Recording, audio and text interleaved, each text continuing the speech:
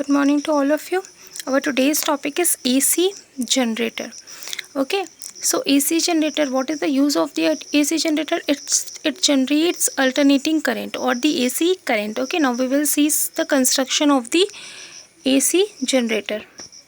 Okay, so this is the AC generator. These are the strong magnet. Okay, natural magnet for this is used for the effect of the magnetic field. Okay, this is a rectangular coil. Coil ABCD is what? Is a rectangular coil.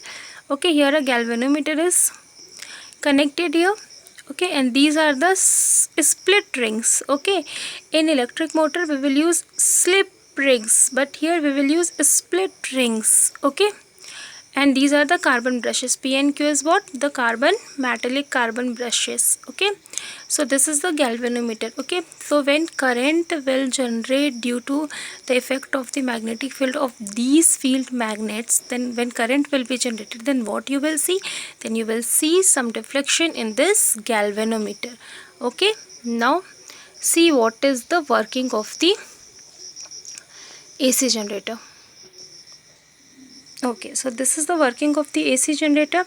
As the coil rotates, the two rings attached with it also rotate. Okay, when you rotate the coil ABCD, then what will happen? Then the two rings, the ring R1 and R2 will also rotate, and then the brush P and Q maintain the contact with the rotating rings R1 and R2. Okay, when coil will rotate, then the brush P and Q will rotate the contact with will maintain the contact with the rotating rings R1 and R2, and when the coil start rotating with arm AB moving up and CD moving down. Okay, so in initial condition the arm AB will moves up and arm CD will moves down.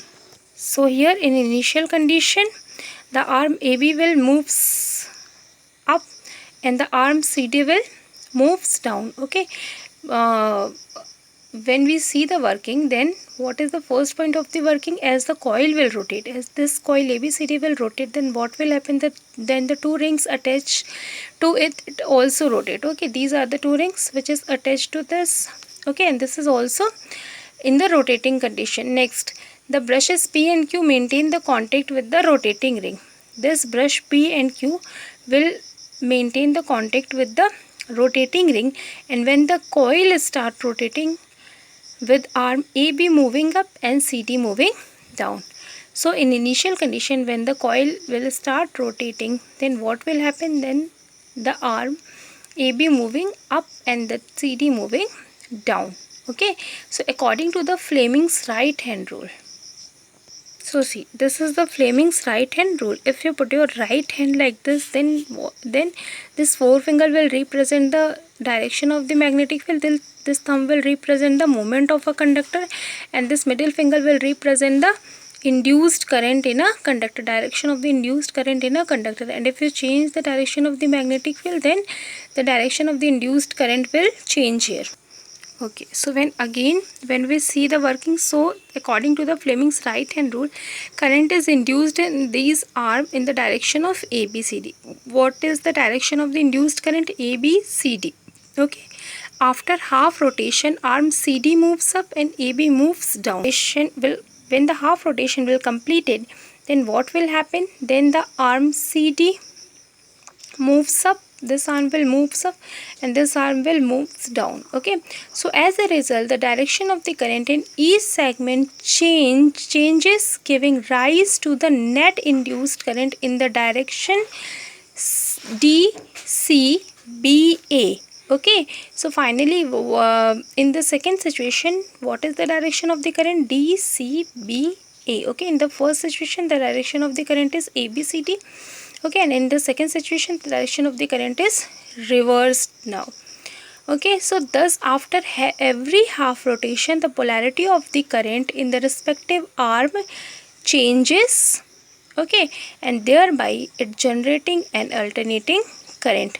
Okay, now we will see how we can increase the magnitude of induced EMF in a generator. Okay, how can we increase the magnitude of the induced EMF in an AC generator? Okay, so these are the points by which we can increase the magnitude of the induced EMF in a generator. Okay, so see what is the first point. The first point in increasing the number of turns of the armature.